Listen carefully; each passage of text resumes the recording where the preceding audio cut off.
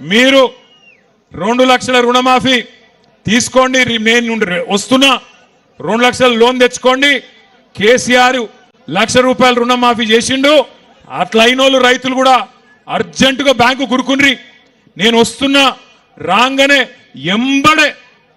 ఎంబడే డిసెంబర్ 9 నాడు సంతకం పెడతా, 2 లక్షల రుణం మాఫీ చేస్తా అని చెప్పిండు. ఇక్కడ ఒక్కసారి రుణమాఫీ అయిన వాళ్ళందరూ శైలా పట్టాల. అరే కొంతమంది కన్నా అయిందే, కాలేదా? కాని వాళ్ళందరూ శైలా పట్టాల గట్టిగా. కాలేదా? 2 లక్షల రుణం అయిందా కాలేదా? కాకపోతే గట్టిగా చెప్పాలి, కాలేదా? రాలేదా?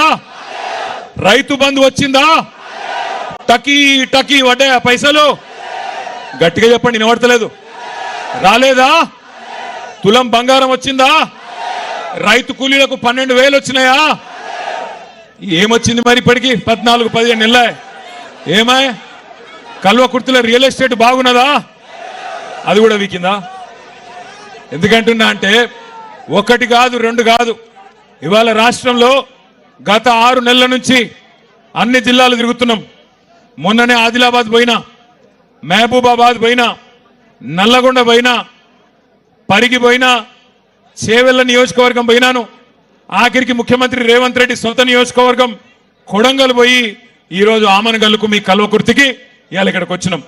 ఎందుకు వచ్చినామంటే కారణం ఒకటే, 10 ఏళ్ళు కేసీఆర్ ఉన్నప్పుడు రైతు ఒక రాజులాగా ఎవ్వల దగ్గర చేయి జాపకుండా బ్రహ్మాండంగా బతికిన మాట వాస్తవం అయితే గట్టిగా చప్పట్లతో కేసీఆర్ గారికి ధన్యవాదాలు చెప్దాం.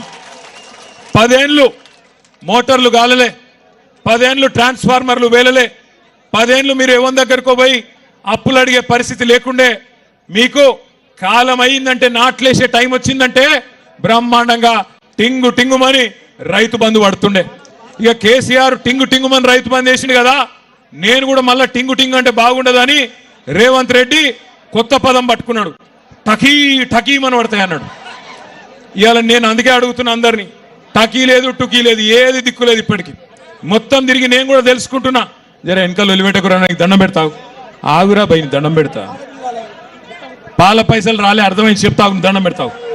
పాల పైసలు రాలేదట వెనకకెళ్ళి, 7 బిల్లులు రాలే, పాల రైతులకు కూడా రాలే అని చెప్తుండే తమ్ముడు వెనకకెళ్ళి. నేనేమంటున్నా అంటే దయచేసి ఒక్క మాట ఆలోచన చేయండి, మీరు ఆలోచన చేయండి జాగ్రత్తగా. రైతు బంధు కేసీఆర్ బిచ్చమేసినట్టు 10,000 ఇస్తున్నాడు, నేను 15,000 ఇస్తా అన్నాడు. ఇప్పటిదాకా కనీసం 10% మందికి కూడా రైతు బంధు వేయలే.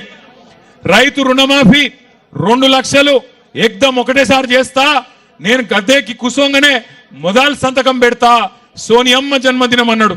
మరి సోనియమ్మ జన్మదినం 2 సార్లు అయిపోయింది ఈయన గద్దెనెక్కినాక, కానీ ఇప్పటి వరకు చారాన కూడా రుణమాఫీ చేయలే. బోనస్ బోనస్ అన్నాడు, 500 బోనస్ వచ్చిందా? 500 బోనస్ అన్నాడు. 10% మందికి కూడా ఇవాళటి వరకు బోనస్ పడలే. అది మాత్రమే కాదు, ఇక మా ఆడబిడ్డలకైతే అరిచేతుల స్వర్గం చూపెట్టిండు. ఏమన్నాడు? అత్తకు 4,000, కోడలకు పడ్డాయా? మరి మీరు అవద్దని చెప్తున్నారు నాకు తెలుసు, ఎందుకంటే నేను ఒలిపెట్టకుర్రా బై దండం పెడతా. మీ చెవుల జోరిగా లెక్క మీరెక్కడ దొరికి రాగురి, మీరు అవద్దని చెప్తున్నారు. ఎందుకంటే రేవంత్ రెడ్డి రాష్ట్రం అంతా ఇచ్చినా ఇయ్యకపోయినా అత్తగారి ఇల్లు ఉంది కదా, లేకపోతే ఇంట్లో భార్య కూడా పోయేటది. మీకైతే ఇచ్చింటాడు, ఇచ్చిండా? 2,500 పడ్డాయా? టకీ టకీ లేదా? మరి ఎట్లా అయిపోయా? మరి అత్తగారులకు కూడా ఈడెవడ నల్లుడు ఇవ్వాలి కదా. ఏం చెప్పిండు?